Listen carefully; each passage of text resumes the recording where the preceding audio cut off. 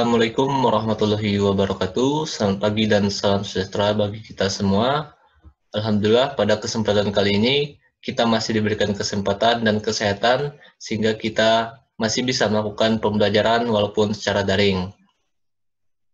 Pada kesempatan kali ini, saya akan menjelaskan materi tentang mesin bubut, yang nantinya penjelasan yang saya lakukan ini akan saya olah kembali menjadi sebuah video pembelajaran guna memenuhi tugas akhir mata kuliah praktik permesinan. Baiklah teman-teman, sebelum memulai penjelasan materi, di sini saya akan menjelaskan atau menyampaikan data diri saya. Baiklah, perkenalkan, nama saya Ramadan, NIM 0612-1281-924073, program studi Pendidikan Teknik Mesin, Fakultas Keguruan dan Ilmu Pendidikan, Universitas Sriwijaya, Angkatan 2019. Adapun dosen pengampu mata kuliah ini, yakni yang terhormat Bapak Dr. Andes Darlius MM MPD, sekaligus sebagai dosen pengajar pada Prodi Pendidikan Teknik Mesin. Yang kedua ada yang kami hormati Bapak Elfahmi Dwi Kurniawan SPD MPDT, sekaligus sebagai dosen pengajar Prodi Pendidikan Teknik Mesin.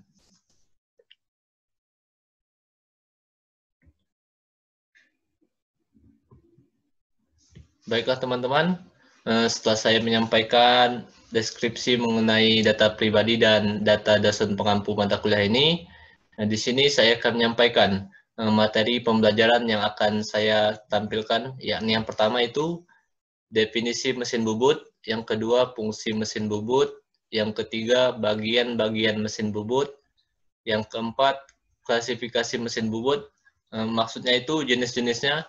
Yang kelima itu ada prinsip kerja dan pengoperasian mesin bubut. Dan yang keenam itu ada contoh produk yang dihasilkan pada proses permesinan khusus pada mesin bubut ini.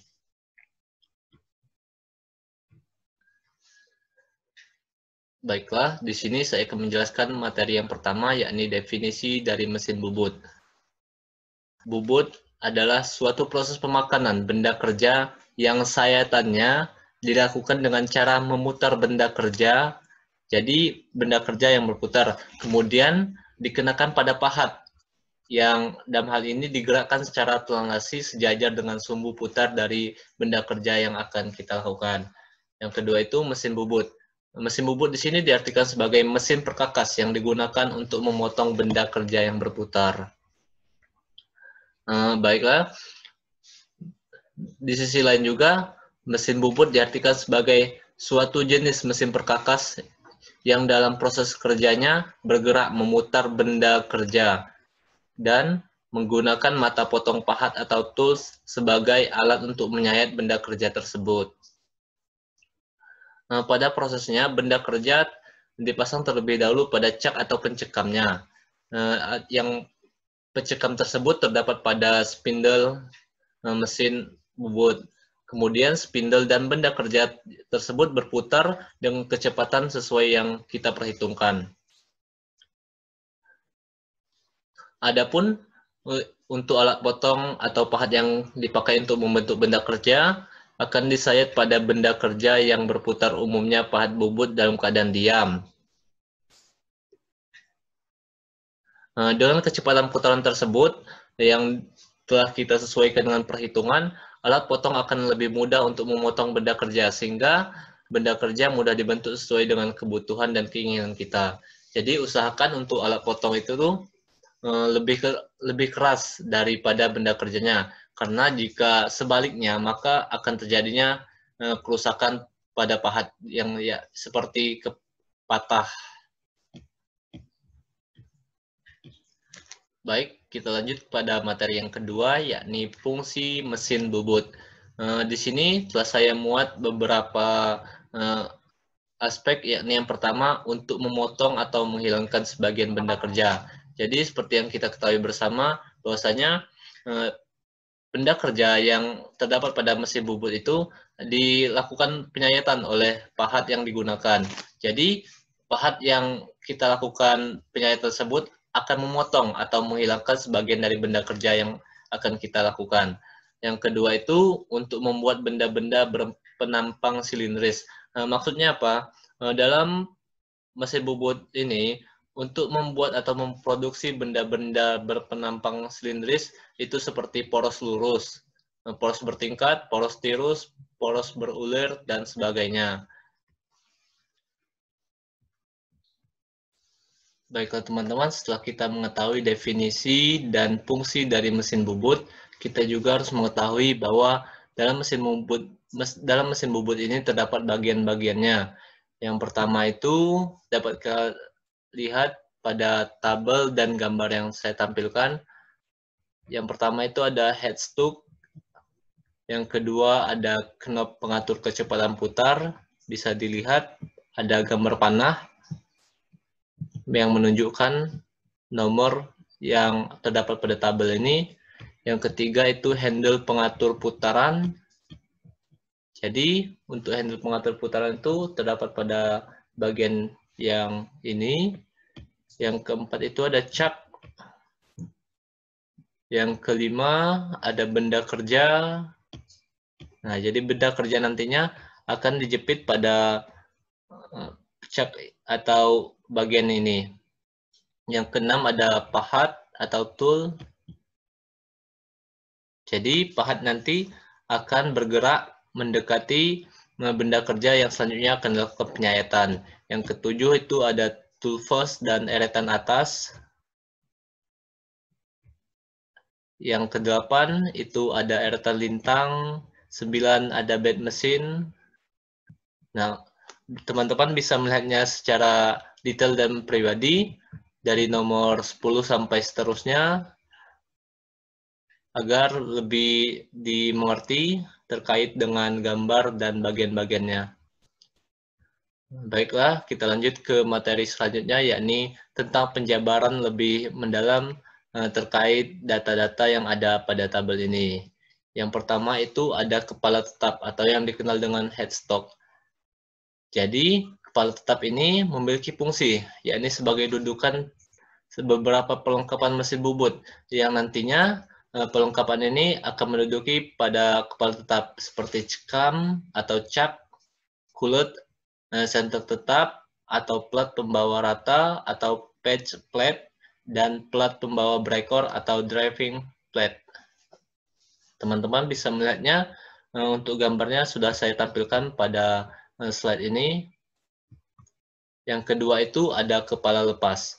Untuk kepala lepas ini, letaknya itu di sebelah kanan dan dipasang di atas alas atau meja mesin.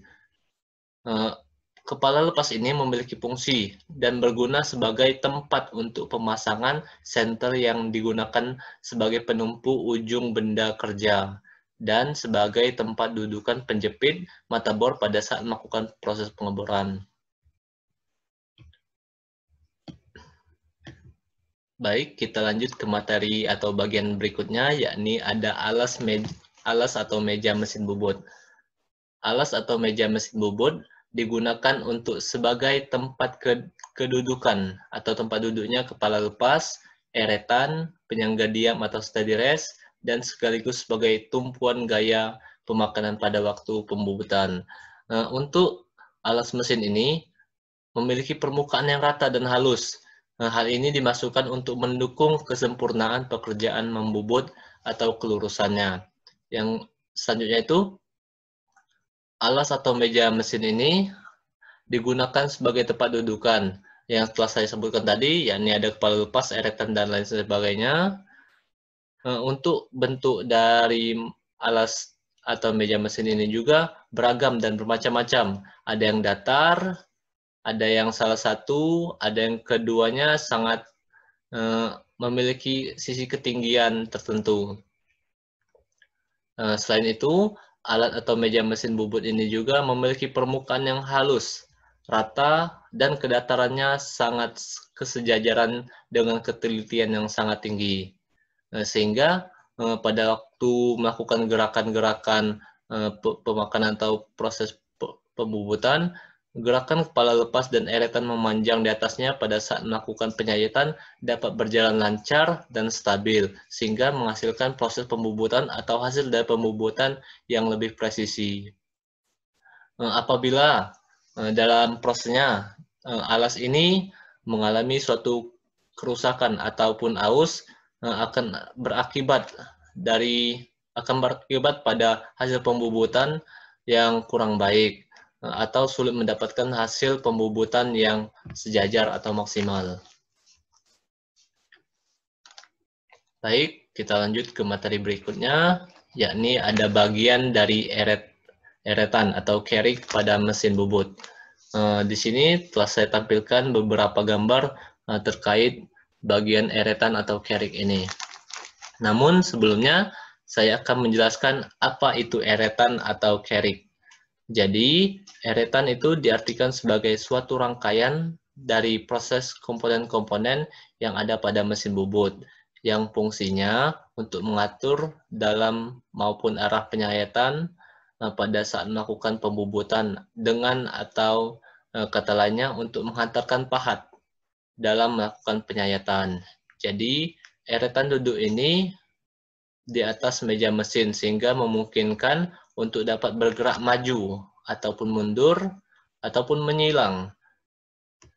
Untuk menggerakkannya, kita dapat melakukannya secara otomatis dengan bantuan sumbu pembawa atau poros transporter dengan maupun secara manual. Untuk secara manual itu kita dapat melakukannya dengan memutar roda pemutar yang dihubungkan dengan batang bergigi pada mesin atau pada bagian badan mesin.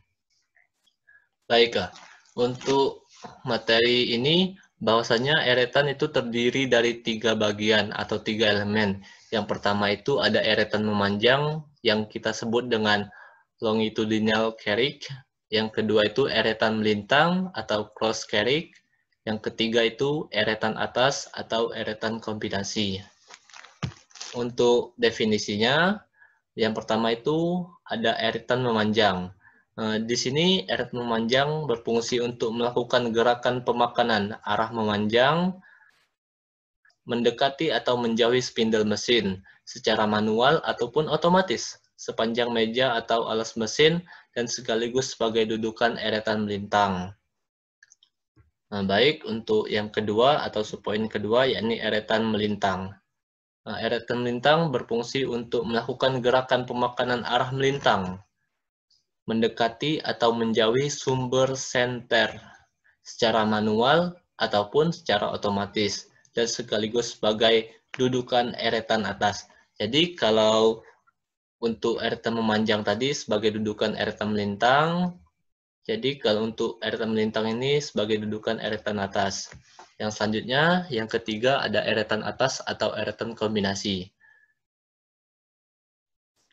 Eretan atas ini berfungsi untuk melakukan pemakanan secara manual ke arah sudut yang kita kehendaki sesuai dengan penyetelannya.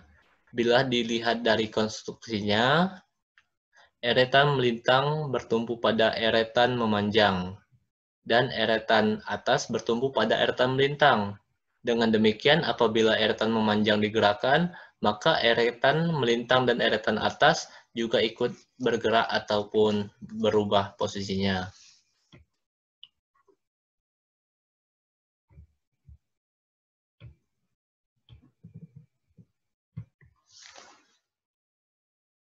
Baik, kita lanjut ke bagian selanjutnya, yakni ada poros transportir dan poros pembawa. Bisa dilihat sebelumnya ada gambar yang saya tampilkan. Untuk poros transportir ini adalah sebuah poros berulir yang berbentuk segi empat atau trapesium dengan jenis ulir Whitworth atau inci atau metrik. Nah, di sini fungsinya untuk membawa eretan pada waktu pembubutan secara otomatis. Untuk kisaran ulirnya itu antara 6 sampai 8 mm. Bisa dilihat pada gambar yang saya tampilkan. Yang kedua itu ada poros pembawa. Poros ini selalu berputar untuk membawa atau mendukung jalannya eretan dalam proses pemakanan yang dilakukan secara otomatis. Untuk pengaturan kecepatan pada pemakanan otomatis dapat dilihat dari tabel pemakanan pada mesin. Agar dapat memilih kecepatan yang tepat dan mendapatkan hasil pembubutan sesuai dengan kebutuhan, itu untuk Caranya, pengaturannya mirip dengan pengaturan RPM dengan mengatur handle pada mesinnya. Baik, kita lanjut. Bagian yang keenam ada tuas atau handle mesin. Bisa dilihat pada gambar yang ditampilkan. Ada 3 gambar. Jadi, tuas atau handle pada setiap mesin bubut itu dengan merek atau pabrikan yang berbeda. Pada umumnya itu memiliki posisi dan letak dan cara penggunaannya tersendiri. Namun secara garis besar hampir pada setiap mesin bubut itu sama penggunaannya. Tergantung pada spesifikasi, bisa kita lihat panduan-panduan yang terdapat pada mesin bubut. Selain menyesuaikan dengan bahan yang akan digunakan, dalam mengatur tuas atau handle pada setiap melakukan proses pembubutan, harus berpedoman pada tabel-tabel petunjuk pengaturan yang terdapat pada mesin bubut agar mendapatkan hasil yang lebih baik. Baik, kita lanjut ke materi selanjutnya, yakni tentang bagian pemegang pahat atau toolpost. Jadi, toolpost ini merupakan alat yang terpasang pada mesin bubut dan penggunaannya untuk memegang pahat bubut.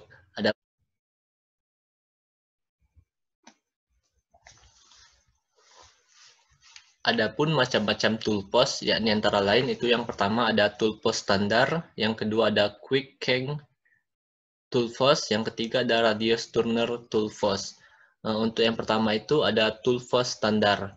Yang dimaksud dengan toolpost standar itu adalah pada saat mengatur ketinggian, ujung sisi sayat pahat bubut harus dengan memberikan plat pengganjal sampai dengan diperoleh ketinggian sesuai dengan center benda yang tercapai.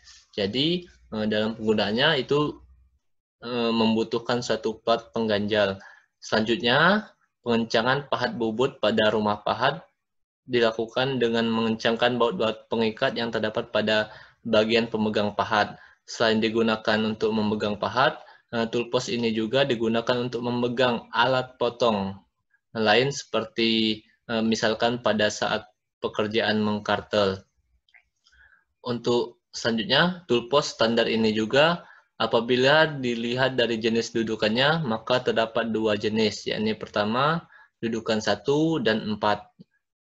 Toolpost dengan dudukan 1 hanya dapat digunakan untuk mengikat atau menjepit pahat bubut sebanyak 1 buah, sedangkan pemegang pahat dengan dudukan 4 itu digunakan untuk mengikat atau menjepit pahat sebanyak 4 buah sekaligus. Jadi dalam jumlah yang rasionya lebih banyak, sehingga apabila dalam melakukan proses pembubutan membutuhkan beberapa bentuk pahat bubut yang dapat dipasang sekaligus.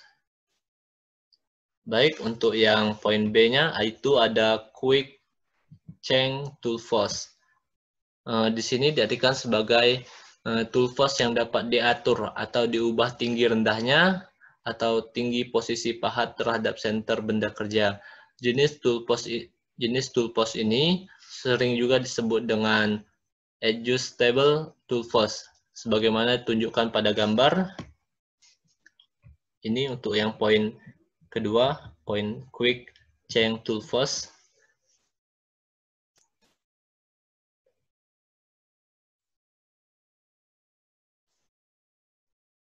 Selanjutnya itu diartikan juga sebagai dalam mengatur ketinggian ujung sisi pahat atau sisi sayat pembubutnya dapat diatur tanpa harus memberikan plat pengganjal. Jadi berbeda dengan poin yang pertama tadi, yakni toolpost standar.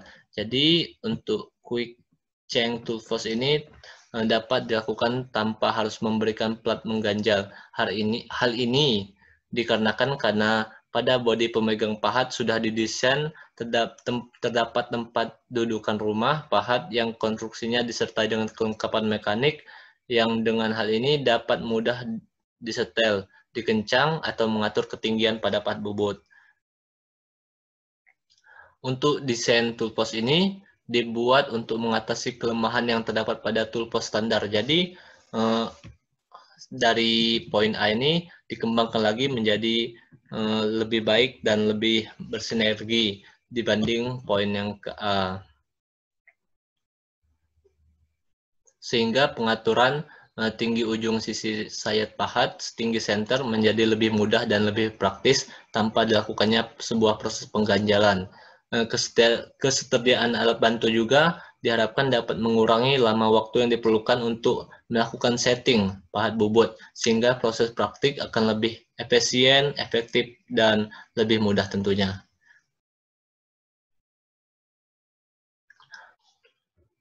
Jadi setelah saya menjelaskan mengenai poin A, yakni toolpost standar, dan poin B, quick change toolpost, jadi pada poin yang kedua ini lebih banyak digunakan karena desain atau model pada quick change toolpost adalah salah satu macam toolpost yang dalam hal ini mempermudah dalam menyeting tinggi sayat pahat bobot.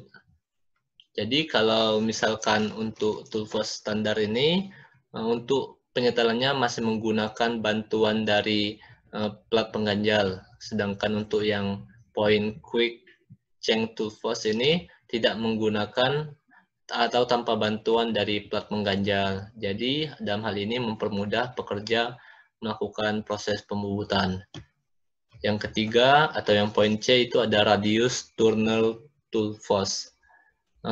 Toolpost jenis ini merupakan salah satu dari macam-macam toolpost mesin bubut yang dirancang khusus. Maksudnya untuk memegang pahat dalam membantu pekerjaan pembubutan radius. Sebagaimana yang ditunjukkan pada gambar ini. Untuk langkah yang pertama yang dapat kita lakukan yakni dengan mengatur dan mengepaskan ujung pahat insert pada titik tengah diameter.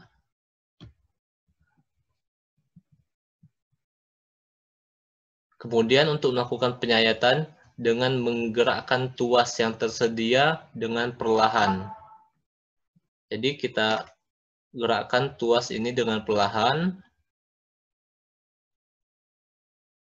sampai dengan radius yang diinginkan hingga tercapai. Alat ini cocok juga untuk membuat radius full atau beberapa ujung benda setengah lingkaran. Jadi tiap-tiap dari macam-macam toolpost ini memiliki kelemahan dan kelebihannya tersendiri, yang dalam hal ini dapat kita sesuaikan dengan tingkat kebutuhan kita dan kesediaannya pada alat-alat atau bengkel yang terdapat pada bengkel kita. Baiklah, untuk materi selanjutnya atau bagian selanjutnya yakni alat pencekam atau pengikat benda kerja. Di sini telah saya muat beberapa gambarnya, yakni yang pertama ada cekam atau cap, yang kedua ada kulet atau kulet cap.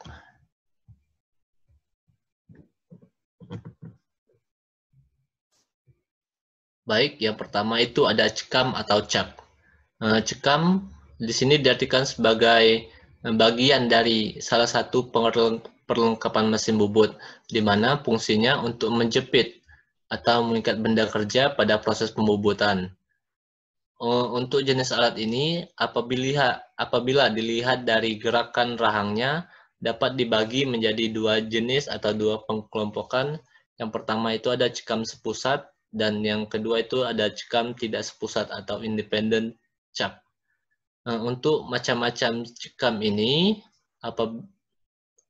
yang pertama itu ada plat cekam dengan rahang otomatis, diartikan sebagai suatu hal yang memutar dengan salah satu engkol lubang, maka pada semua rahang dapat bergerak maju secara bersamaan atau mundur secara bersamaan. Cekam jenis ini berfungsi untuk menjepit benda kerja yang beraturan atau simetris. Cekam jenis ini juga paling banyak penggunaannya dalam pekerjaan pembubutan. Penggunaan cekam otomatis ini sangatlah mudah, hanya dengan menempatkan benda kerja pada mulut rahang, kemudian memutar benda atau memutar salah satu engkol lubang, maka benda kerja akan terjepit. Untuk kelemahan dari cekam otomatis, yakni hanya dapat digunakan pada benda yang berbentuk simetris saja. Untuk yang kedua itu ada cekam rahang independen atau yang saya sebutkan tadi. Cekam jenis ini apabila memutar engkol pada salah satu lubang pada cekam raham hanya dapat bergerak salah satunya saja. Dengan kata lain, masing-masing rahang dapat digerakkan menuju ataupun menjauhi pusat dan rahang lainnya tidak dapat mengikuti. Cekam jenis ini digunakan untuk menjepit benda kerja dengan bentuk yang tidak silindris atau tidak beraturan. Selain itu digunakan juga untuk mencekam benda kerja yang akan dibubut eksentrik atau sumbu senternya tidak sepusat. Adapun kelemahan dari cekam independen ini yakni cara pengaturan posisi benda kerja yang cukup sulit dan cukup lama atau memakan waktu yang relatif tidak singkat. Cekam independen ini hanya digunakan untuk kebutuhan khusus saja, seperti yang saya sampaikan tadi.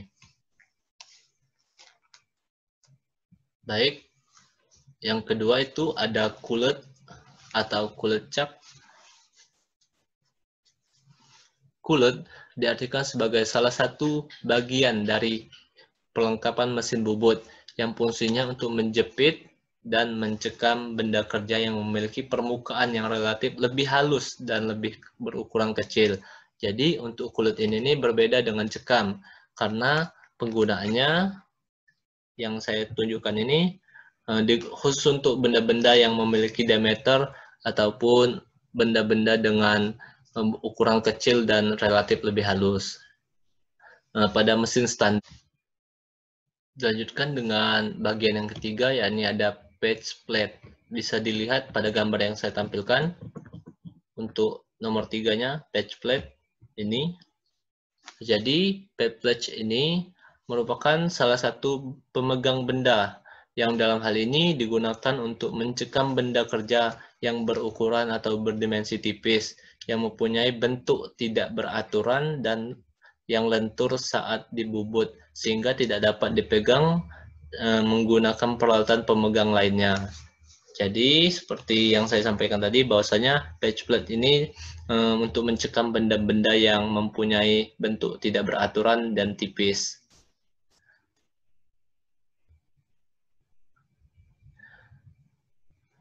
Adapun pencekaman yang dilakukan pada benda kerja atau dengan patch plate ini harus menggunakan beberapa klem yang diletakkan di beberapa posisi slot untuk mencegah terlepasnya benda kerja pada saat dilaksanakan tersebut. Untuk poin yang keempat, yakni ada lead dock. Baik, kita lanjut ke bagian yang keempat, ada lead dock. Nah, di sini diartikan sebagai suatu pemegang benda kerja yang fungsinya untuk menjepit benda kerja, sehingga dalam hal ini dapat berputar mengikuti putaran poros mesin. Untuk lebih jauhnya, ternyata lead dock ini dibagi menjadi 4 bagian atau 4 jenisnya. Yang pertama itu ada strike tail lead dock. Ini gambarnya. Yang kedua itu ada bend tail lead dock. Yang ketiga ada clamp lead dock. Yang keempat ada safety clamp lead dock. Nah, baiklah, untuk yang poin selanjutnya yakni ada magnetic chuck. Nah, magnetic chuck diartikan sebagai bagian dari salah satu peralatan pemegang pada benda kerja yang namun tidak mempunyai rahang. Sistem pencekaman pada magnetic chuck ini yakni dengan menggunakan energi magnetik yang dimiliki pada chuck tersebut. Bisa dilihat pada gambar yang saya tampilkan. Oleh karena itu, chuck ini dapat digunakan untuk mencekam benda kerja yang memiliki sifat magnetik saja, atau sifat magnetik yang kuat atau ferromagnetik seperti baja, besi, kobalt, dan nikel. Untuk penggunaannya, digunakan untuk mencekam benda kerja yang memiliki dimensi yang tipis dan permukaan pencekaman yang lebar dan rata seperti plat pada umumnya. Baik, kita lanjut ke materi selanjutnya, yakni bagian dari alat penahan benda kerja.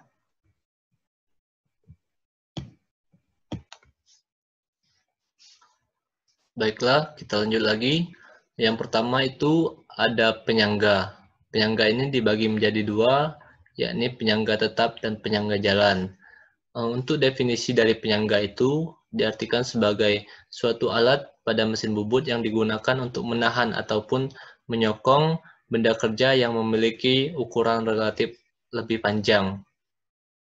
Benda kerja yang berukuran lebih panjang ini apabila dilakukan pada proses pembubutan, bila tidak menggunakan bantuan penyangga, kemungkinan diameter yang dihasilkan akan menjadi lebih elips atau oval, tidak silindris dan tidak rata karena terjadinya getaran akibat lenturan benda kerja.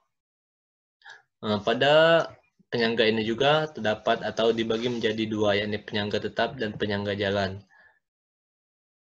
Untuk penggunaan penyangga tetap, itu dipasang dan diikat pada alas atau meja mesin, sehingga kedudukannya dalam keadaan tetap atau tidak mengikuti gerakan eretan.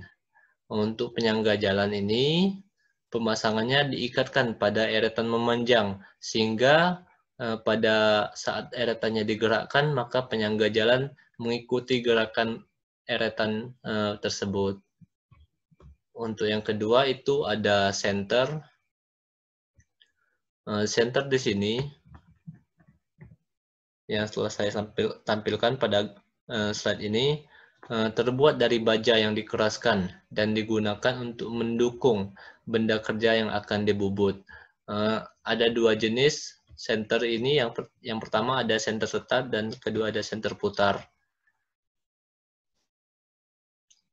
Kedua jenis center ini pada ujungnya memiliki tingkat tirus yang sebesar 60 derajat dan apabila digunakan pemasangannya pada ujung benda kepala lepas.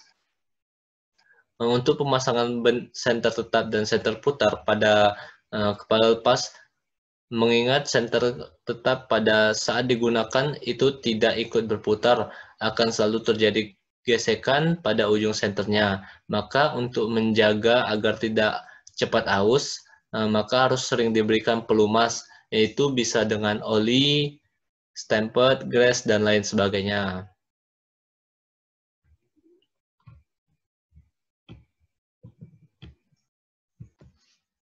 Lalu sekarang timbul sebuah pertanyaan, mengapa disebut dengan center tetap dan mengapa disebut dengan center putar?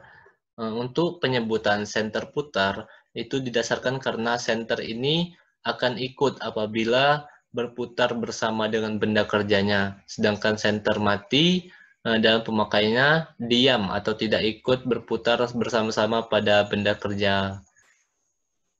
Jadi center putar dipasang pada spindle kepala lepas, sementara center mati dipasang pada spindle kepala tetap. Jadi itulah perbedaan antara keduanya.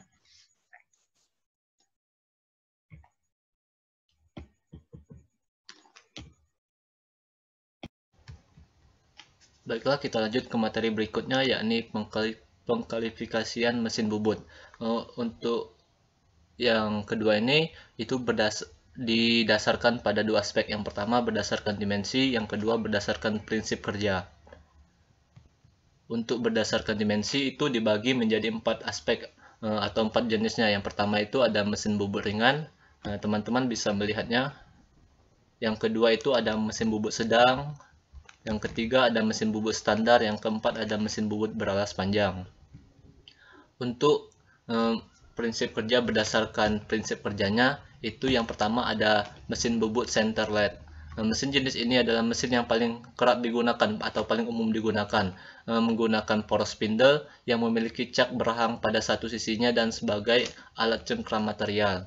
Rahang yang menjadi pusat sumbu dan sisinya yang lain menjadi sebagai pemutar. Yang kedua itu ada mesin bubut sabuk.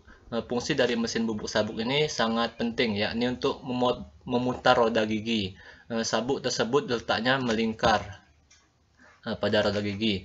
Sabuk yang melingkar pada roda gigi tersebut dapat berputar dengan putaran poros dari spindle yang sudah dikaitkan dengan sabuk.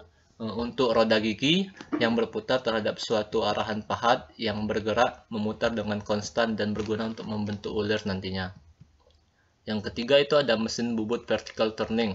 Mesin ini bekerja dengan cara otomatis, yakni pada poros akan menggeser sendirinya cengkramnya pada material dan dengan cukup seorang operator yang menentukan bentuk akhir rancangan dari pemotongan yang akan dilakukan. Maka mesin ini akan bekerja dengan sendirinya sesuai dengan settingan yang kita lakukan tadi. Yang selanjutnya itu ada mesin bubut passing lathe. Mesin jenis ini merupakan mesin pekerjaan khusus yang hanya dapat digunakan untuk pengerjaan pada material datar atau piringan saja.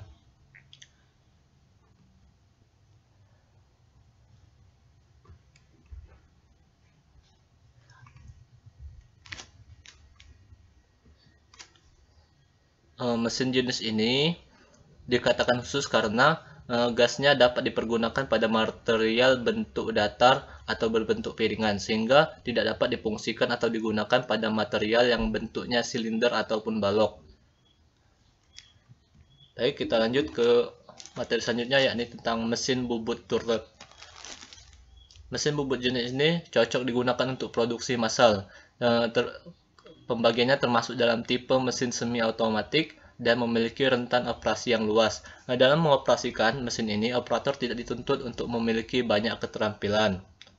Namun, yang skill atau keterampilan yang dibutuhkan yakni keterampilan memasang alat potong pada kepala mesin. Setelah itu, pekerjaan dapat dilakukan secara otomatis.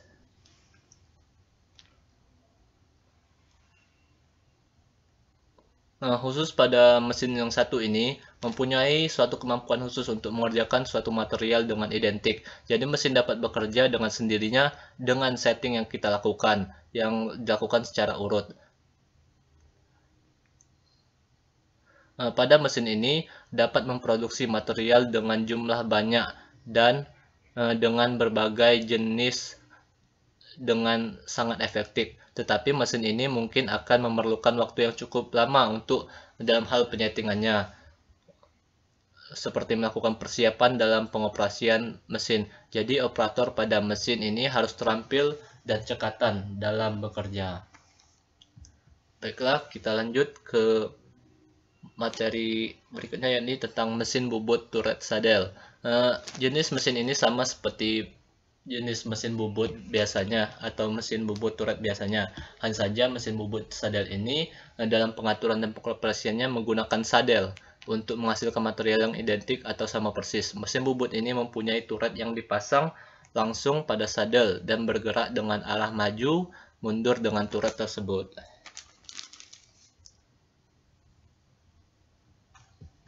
Baik, kita lanjut ke materi berikutnya, yakni tentang mesin bubut turret vertikal. Mesin ini memiliki kemiripan dengan mesin press pengeboran vertikal, hanya saja dengan sistem turret. Dengan keberadaan meja putar, bercengkram dan turret yang dipasang di atas rel yang menyilang pada meja putar. Pada turret terdapat kepala samping yang menjadi pengontrol pahat. Dengan sistem yang sudah diset sehingga terjadi pengulangan proses secara identik pada saat pengoperasiannya.